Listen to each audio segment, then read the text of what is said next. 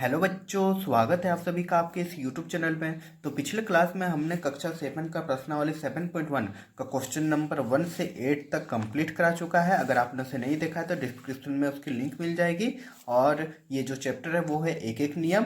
तो आज हम बाकी के जितने भी क्वेश्चन बच गए हैं क्वेश्चन नंबर 9 से उसको कंप्लीट कराएंगे। तो ये जो क्वेश्चन नंबर 9 है वो आपका क्षमता बेस्ड क्वेश्चन है। बाकी क्वेश्चन जो अभी तक किए थे उन लोग से थोड़ा सा अलग है, हटके है। तो चलिए इसको देख लेते हैं।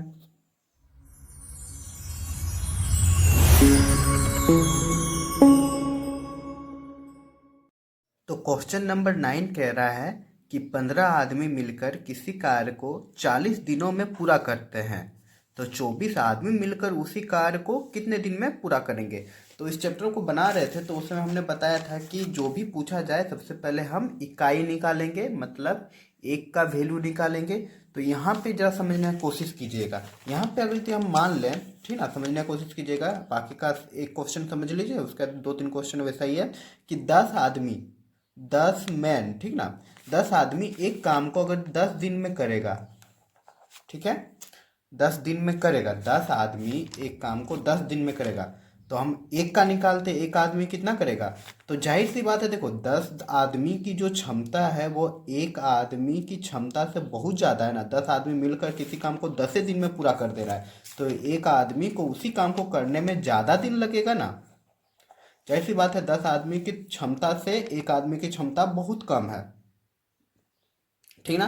तो कैसे निकालेंगे, तो इस जगह यहाँ पे भाग नहीं देंगे, यहाँ पे हम गुना कर देंगे। 10 आदमी का यदि 10 दिन में पूरा करता तो एक आदमी, ये जो 10 है इससे गुना कर देंगे। जब भी इस तरह का क्षमता का बेस्ड क्वेश्चन रहेगा, मतलब किसी काम के लिए क्वेश्चन रहेगा, तो उसमें गुना कर दिया जाता है, ठीक है।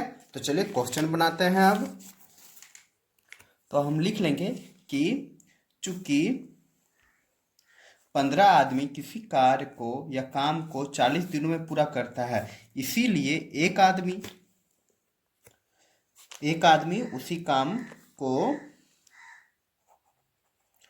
क्या हो जाएगा, 15 आदमी 40 दिन में करता तो 40 लिख देंगे और गुना कर देंगे 15 से। यहाँ पे भाग नहीं करना है, ये याद रखना है, क्योंकि यहाँ पे क्षमता बेस्ड क्वेश्चन है, मतलब काम कितना कर रहा है, तो गुना कर देंगे। तो एक आदमी उसी काम को, उसको ज़्यादा दिन लगेगा एक आदमी को 15 आदमी के तुलना में, तो यहाँ पे गुना हो जा रहा है, ठीक ना। 15 आदमी 40 दिन में किया तो एक आदमी 15 इंटू 40 हो जाएगा, ठीक है, दिनों में पूरा करेगा, दिनों में पूरा करेगा। तो यहाँ पे हम लोग अब गुना कर लेते हैं। तो हम लोग को क्या चाहिए, गुना कर लेंगे तो जो आएगा वो हो जाएगा। तो लेकिन हम लोगों को चाहिए कि 24 आदमी कितने दिन में उस काम को पूरा करेगा। तो जाहिर सी बात है 15 आदमी की तुलना में 24 आदमी जो है वह जल्दी काम खत्म कर देगा, क्योंकि ज़्यादा आदमी हो जाएगा। इसलिए हम लोग लिख लेंगे कि 24 आदमी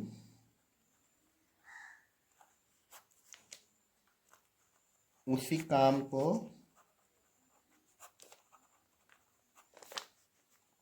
क्या हो जाएगा, जो दिया हुआ है, एक आदमी जो करता है 1/15 दिन में करता है, और हमको 24 आदमी चाहिए तो 24 से भाग चल जाएगा, क्योंकि यहाँ इफिशियंसी का बात हो रहा है, ठीक ना।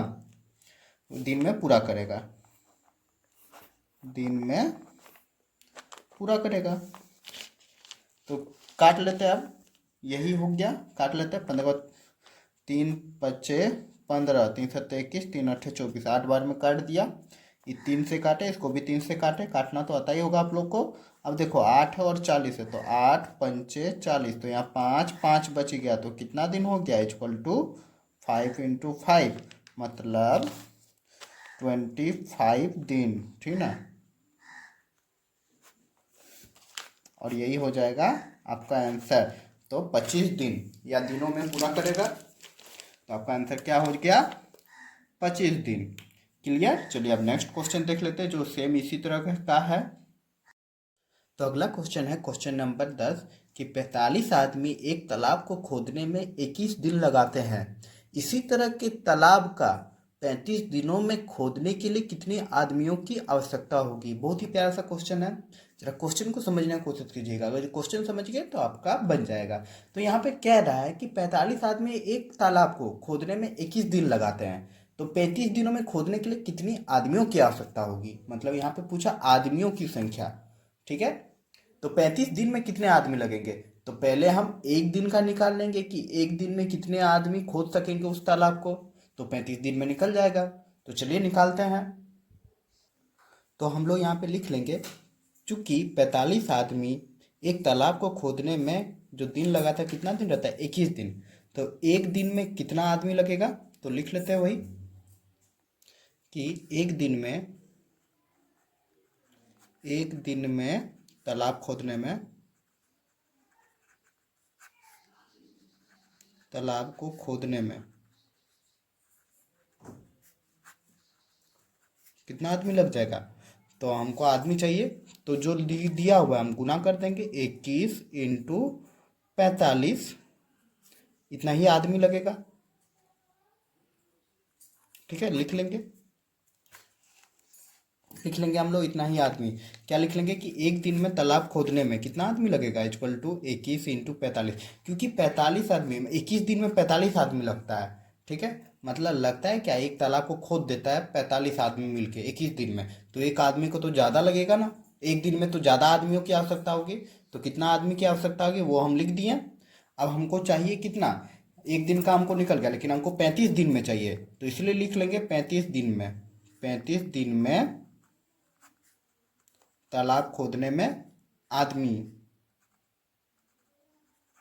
तालाब को खोदने में कितना आदमी लगेगा? तो लिख लेते हैं जो दिया हुआ है। क्या एक दिन का कितना दिया हुआ है? 21 × 45 लिख देंगे। हमको 35 दिन में चाहिए, तो 35 से भाग दे देंगे। क्लियर? एक दिन का हम जैसे निकाल लेंगे, उसके जितना दिन पूछा जाएगा इफिशियंसी के मामले में, तो उसको भाग दिया जाता है। ठीक ना? तो फिर भाग दे दे रहे हैं। तो 5 बार में चल जाएगा, 5×7 = 35, 5×9 = 45, और फिर 7×1 = 7, 14×7 = 21। ठीक ना? तो कितना हो गया? हो गया 9 × 3। तो लिख देंगे 9×9 = 18, 27। 27 क्या? आदमी। 27 आदमी की जरूरत पड़ेगी, और यही हो जाएगा आपका आंसर।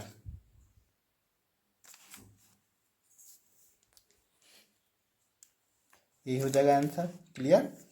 चलिए अब देख लेते हैं अगला क्वेश्चन।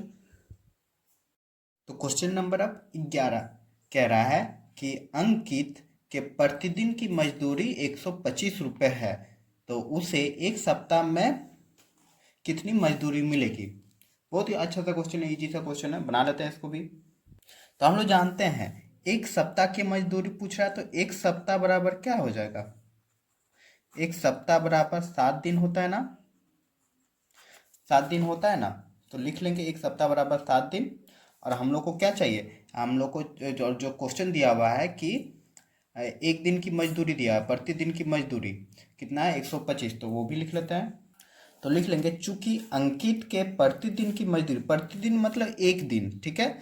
तो प्रतिदिन की मजदूरी कितना दिया हुआ है? 125 दिया हुआ है, इसीलिए हमको एक सप्ताह का चाहिए, मतलब 7 दिन की मजदूरी, इसीलिए 7 दिन की मजदूरी लिख देंगे। 7 दिन की मजदूरी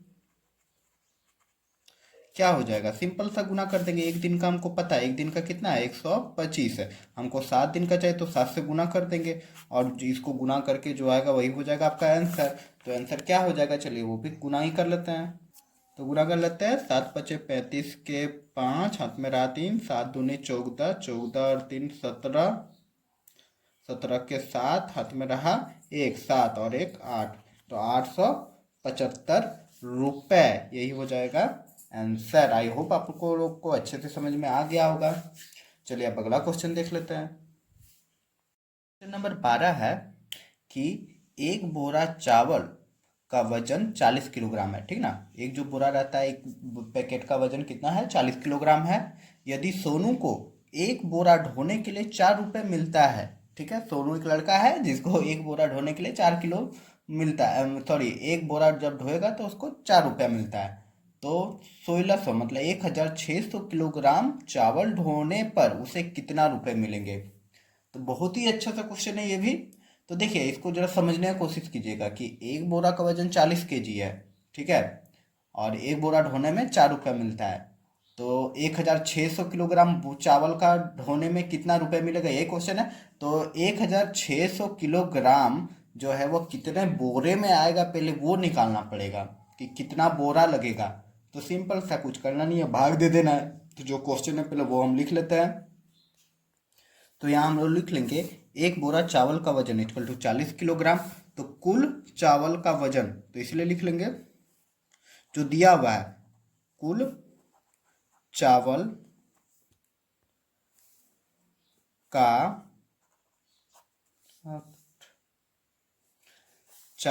वजन, कुल चावल का वजन कितना दिया हुआ है आपका दिया हुआ है 1600 किलोग्राम, ठीक ना, 1600 किलोग्राम। तो हम लोग को इसीलिए बोरों की संख्या निकालेंगे, इसीलिए कुल बोरों की संख्या या बोरों की संख्या, कितना बोरा हो गया, बोरों की संख्या। तो बोरों की संख्या कैसे निकालेंगे, कुल जो वजन है जो दिया गया है उसमें से एक बोरा का वजन को भाग दे देंगे, 40 से भाग दे देंगे, तो जितना बोरा है उतना निकल जाएगा। तो देखो काट दिए, 0 0 कट गया, 4 एका 4, 4 4 16, मतलब 4 और 0 बच गया, मतलब कितना बोरा हो गया, 40 बोरा हो गया। टोटल बोरा कितना हो गया, 40 बोरा हो गया। अब हम लोग लिख सकते हैं, चूंकि एक बोरा ढोने में, एक बोरा ढोने में मिलता है, एक बोरा ढोने में कितना मिलता है, 4 रुपये मिलता है। इसीलिए लिख लेंगे हमको कितना बोरा का चाहिए, 40 बोरा ढोने में, 40 बोरा ढोने में कितना मिलेगा। तो एक बोरा का 4 रुपया था में, तो 40 बोरा का 4 इंटू 40 हो जाएगा। तो 4 4 कितना हो जाएगा 16, और एक जीरो बच गया 0, तो रुपए, यही हो जाएगा आंसर, इतना रुपए मिलेगा। आई होप आप लोग को समझ में आ गई होगी। चलिए अब देखते हैं नेक्स्ट क्वेश्चन। तो अगला क्वेश्चन है क्वेश्चन नंबर 13 कि कशिश 3 घंटे में 4 किलोमीटर पैदल चलती है, तो 10 किलोमीटर चलने में उसे कितना समय लगेगा। तो 3 घंटे में 4 किलोमीटर चलता है, तो 10 घंटे में 10 किलोमीटर चलने में कितना समय लगेगा। तो पहले हम निकाल लेंगे कि 1 किलोमीटर चलने में कितना समय लगेगा, तो 10 किलोमीटर का निकल जाएगा यूनिटरी मेथड से। तो चलिए लिख लेते हैं।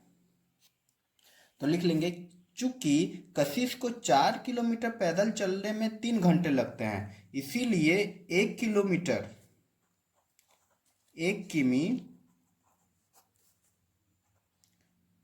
सॉरी 1 किमी चलने में कितना लग जाएगा। तो देखो 4 किलोमीटर 3 घंटा लगता है, तो 1 किलोमीटर चलने में तो जाहिर सी बात है कम लगेगा। तो 4 किलोमीटर चलने में 3 घंटा लग रहा है, तो 1 किलोमीटर में तो 4 भाग हो जाएगा, ठीक ना, घंटा हो जाएगा, इतना घंटा लगेगा। लेकिन हम लोग को कितना चाहिए, हम लोग को चाहिए 10 किलोमीटर चलने में, इसीलिए लिख देंगे 10 किमी चलने में। 10 किमी चलने में क्या हो जाएगा, 3/4 इंटू 10 हो जाएगा, क्योंकि 1 किलोमीटर चलने में हम लोग को लग रहा है 3/4, हम लोग को नहीं कशिश को, कि 3/4 घंटा लगता है। तो 10 किलोमीटर चलने में 3/4 इंटू क्या कर देंगे, 10 से गुना कर देंगे। अब कटिंग कुटिंग तो आता ही आप लोग को, कर दीजिए कटिंग कुटिंग। तो चलिए काटते हैं, तो देख लेते, देखे 2 दूनी 4, 2 पंचे 10। तो अब क्या आ गया मेरा, अब मेरा आ गया, अब तो नहीं कटेगा क्योंकि यहाँ 2 है, 3 है, 5 है, तो 5 दिया क्या हो गया 15/2, यही हो रहा है। अब चलिए इसको भाग दे देते हैं, यहीं पे भाग दे देते हैं, ठीक ना, ताकि समझ में आ जाए। तो 2 को भाग दे देंगे जब 15 से, तो क्या हो जाएगा 2 सत्ते 14, क्या बच गया, 1 बच गया, 2 सत्ते 14 और 1 बच गया। तो भिन्न तो आता ही होगा, कैसे करेंगे, एक डंडिल दे देंगे, और ये जो 2 है इसको यहाँ लिख देंगे, और ये जो 1 है जो बच गया इसको यहाँ लिख देंगे, इक्वल टू क्या हो जाएगा 7.1/2 घंटा, और यही 7.1/2 घंटा, और यही हो जाएगा आपका आंसर। क्लियर, समझ में आ गई होगी।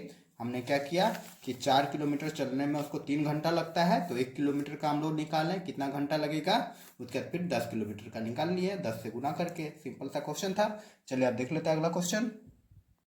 तो अगला क्वेश्चन है कि 12 दर्जन पेंसिलों का मूल्य 450 रुपये है, तो 325 रुपये में कितने पेंसिल खरीदे जा सकती है।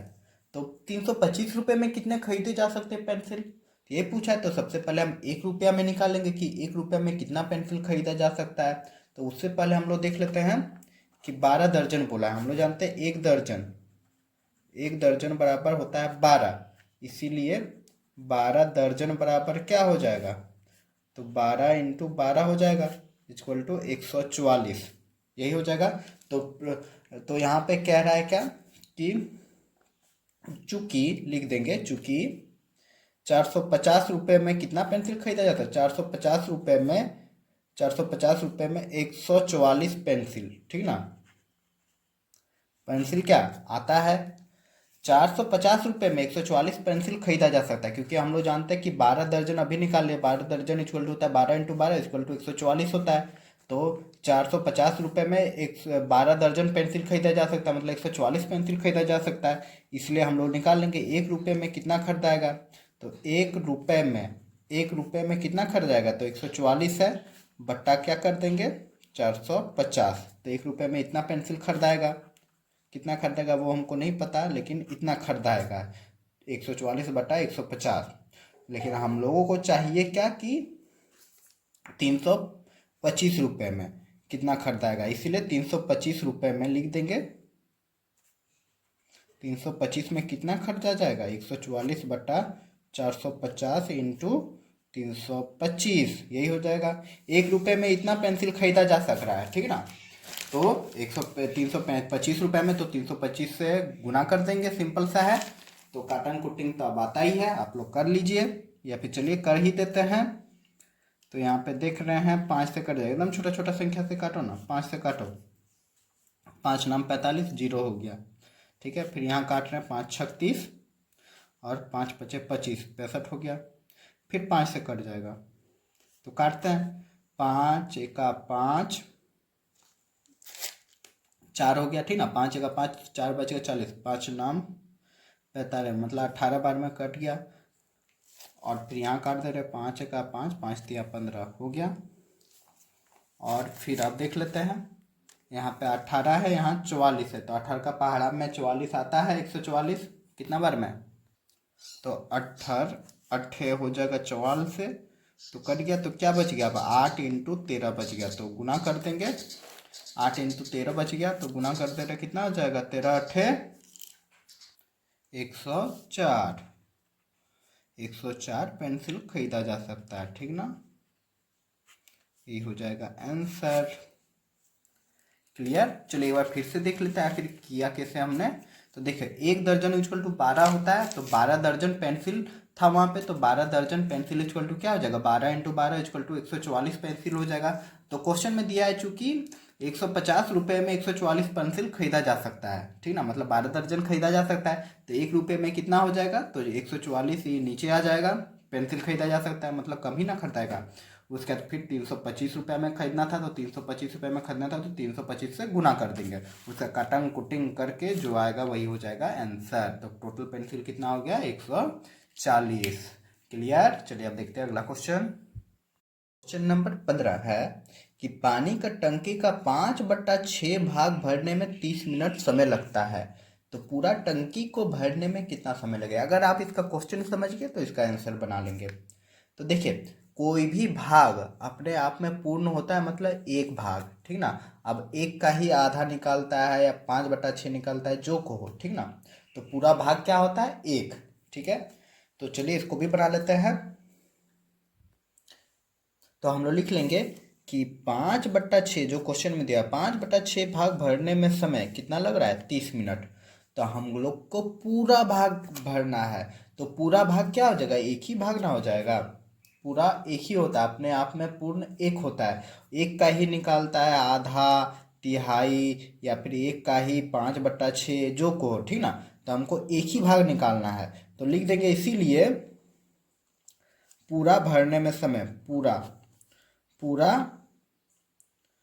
भरने में समय, तो कितना हो जाएगा, तो एक ही भाग होता है ना पूरा, तो एक पूरा भाग लिख देंगे, एक पूरा भाग भरने में समय। तो क्या हो जाएगा, एक भाग का ही निकालेंगे, तो 5/6 भाग का 30 मिनट लगता है, तो 30 लिख देंगे और पूरा भाग निकालेंगे तो ये वाला जब उधर जाएगा तो उल्टा हो जाएगा ना, उधर जाएगा तो भाग में आ जाएगा, मतलब नीचे आता है तो भाग में जब आएगा तो उलट हो जाएगा। तो यहाँ पे 5/6 है तो यहाँ 6/5 हो जाएगा। क्लियर? समझ में आ रही है कि नहीं आ रही? क्वेश्चन जरा अच्छे से समझिएगा। कह रहा है 5/6 भाग भरने में समय लग रहा है 30 मिनट, तो पूरा भाग, तो पूरा अपने आप में एक भाग होता है, ठीक ना, एक भाग होता है। तो एक पूरा भरने में समय, ठीक ना, एक पूरा भरने में समय, एक टंकी को पूरा भरने में समय कितना लग जाएगा, एक ही भाग निकालेंगे एक भाग का, तो क्या हो जाएगा 30, और ये इधर आ रहा है तो उल्टा हो जाएगा। फिर इसको काट लेंगे, 5×6 = 30, तो कितना हो जाएगा, 6 बज गया, तो 6 × 6 = क्या हो जाएगा 36 हो जाएगा, तो 36 मिनट लग जाएगा, ठीक ना। एक भाग भरने में 36 मिनट लग जाएगा, और एक भाग को ही पूरा भाग कहा जाता है, और यही हो जाएगा आपका आंसर। क्वेश्चन समझिएगा तो आप लोग को समझ में आ जाएगा, अगर नहीं समझ में आएगा तो कमेंट जरूर कीजिएगा, इसको अच्छे से एक शॉर्ट वीडियो में बता देंगे तब। चलिए अगला क्वेश्चन देख लेते हैं आप। तो क्वेश्चन नंबर 16 है कि एक विद्यालय में 120 बच्चों के लिए 20 दिन का अनाज है, ठीक है, एक विद्यालय में 120 बच्चों के लिए 20 दिन का अनाज है। 8 दिन बाद उसमें से 40 बच्चा और आ गया, हो सकता है और नया बच्चा आ गया होगा विद्यालय में, तो ज्ञात कीजिए कि अनाज और कितने दिनों तक चलेगा। बहुत ही प्यारा सा क्वेश्चन है, इसको जरा समझने की कोशिश कीजिए, क्वेश्चन समझ गए तो बना लेंगे। तो पहले देखो कह रहा है कि 120 बच्चे के लिए 20 दिन का अनाज है, तो 8 दिन बाद, मतलब 8 दिन बीत गया, 8 दिन बीत गया तो फिर अब नया बच्चा 40 बच्चा और आ गया, तो जाहिर सी बात है और कम अनाज हो जाएगा 8 दिन बाद। तो चलिए बनाते हैं, कुल बच्चे हम लोग लिख लेते हैं पहले कि कुल कितना बच्चा है, तो लिख लेंगे कुल बच्चे, कुल बच्चे फिलहाल कितना है 120, और फिर कितना आ जाता है प्लस आ जाता है कितना 40, तो टोटल बच्चा कितना हो गया 160 बच्चे हो गया। ये तो समझ में आ रहा होगा आप लोग को, ठीक ना। तो अब हम लोग लिख सकते हैं क्या कि 120 बच्चों के लिए अनाज, हम लोग को पूछ रहा है कितना दिनों तक चलेगा, तो एक बच्चा कितना खाता है अनाज वो हम लोग को निकाल लेंगे। उसके बाद जितना बच्चा है 160 बच्चा है, तो 160 बच्चा कितना खाएगा अनाज वो निकल जाएगा। तो पहले हम लोग निकाल लेते हैं 120 बच्चों के लिए अनाज, 120 बच्चों के लिए अनाज, 120 बच्चों के लिए अनाज जो है वो कितना दिन के लिए था, वो था 20 दिन के लिए था, लेकिन 8 दिन बाद कितना हो गया, 8 दिन बाद कितना हो गया, तो 20 - 8 कर देंगे। 20 दिन के लिए तो था लेकिन कुल बच्चा फिर ना आ गया, तो कितना दिन तक चलेगा ये पूछा है। तो देखो 8 माइनस कर देंगे तो कितना हो जाएगा 12, 12 दिन के लिए बच गया। तो एक बच्चे के लिए अनाज कितना हो जाएगा, एक बच्चे, सॉरी हाँ, एक बच्चे के लिए अनाज, एक बच्चे के लिए अनाज आपका कितना हो जाएगा, देखो 120 बच्चे के लिए 12 दिन था, तो एक बच्चे के लिए तो 12 × 120 हो जाएगा। एक बच्चा तो बहुत दिन तक ना खाएगा, इतना दिन खाएगा, ठीक ना। लेकिन हम लोगों को चाहिए क्या कि 160 बच्चे कितना दिन तक खा सकते हैं उसी अनाज को, मतलब 12 दिन का अनाज को 160 बच्चा कितना दिन खाएगा, वही तो निकालना है कि 40 को बच्चा एक्स्ट्रा आ जाता है, तो 12 दिन में कितना वो अनाज खा लेगा। तो बच्चे हम लिख देंगे, बच्चे के लिए अनाज, तो क्या हो जाएगा 12 × 120/160, यही हो जा रहा है, भाग दे देंगे। एक बच्चा के लिए अनाज इतना है तो 160 बच्चे के लिए, क्योंकि कुल बच्चा तो 160 ही ना हो गया 8 दिन बाद, तो 8 दिन हम माइनस कर दिए तो 12 दिन हो गया।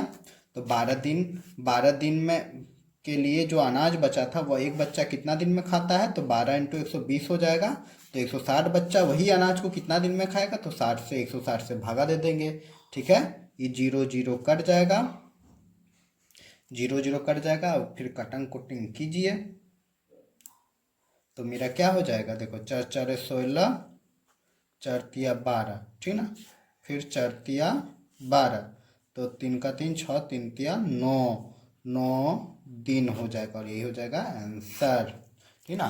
तो टोटल कितना दिन खाएगा, 9 दिन खाएगा। कितना, 160 बच्चा।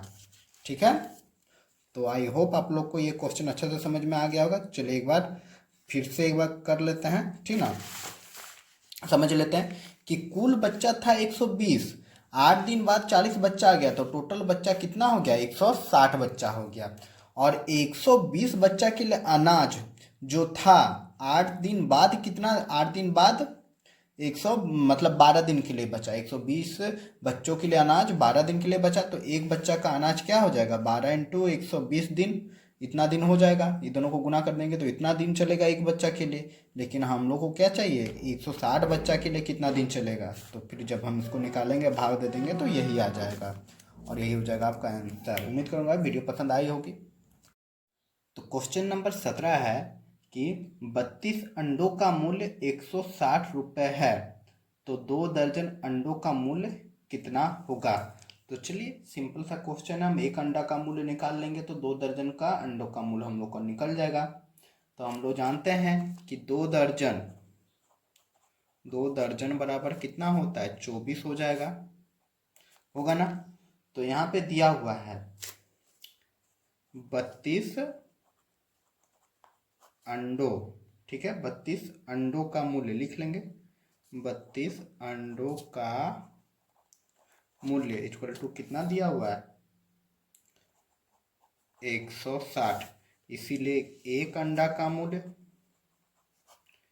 एक अंडा का मूल्य, एक अंडा का मूल्य क्या हो जाएगा, 160 में हम 32 को भाग दे देंगे,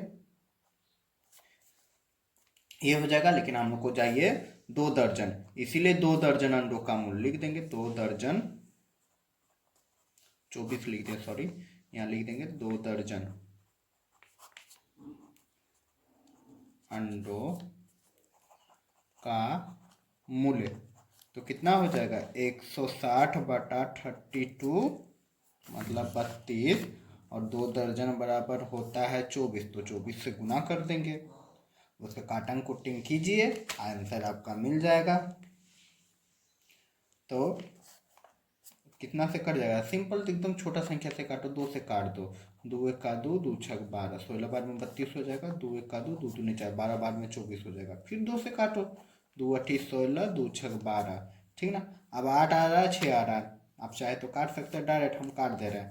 8 का 8, 8 दूनी 16, मतलब 20 बार में कट जाएगा 160, 8 का पहाड़ा में। तो क्या आ जा रहा है अब आपका, अब आपका बच जा रहा है 20 इंटू 6 इक्वल टू 6 दूनी 12, मतलब 120 रुपये।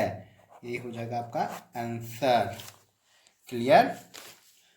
तो आई होप आप लोग को अच्छे से समझ में आ गया होगा क्वेश्चन नंबर 17।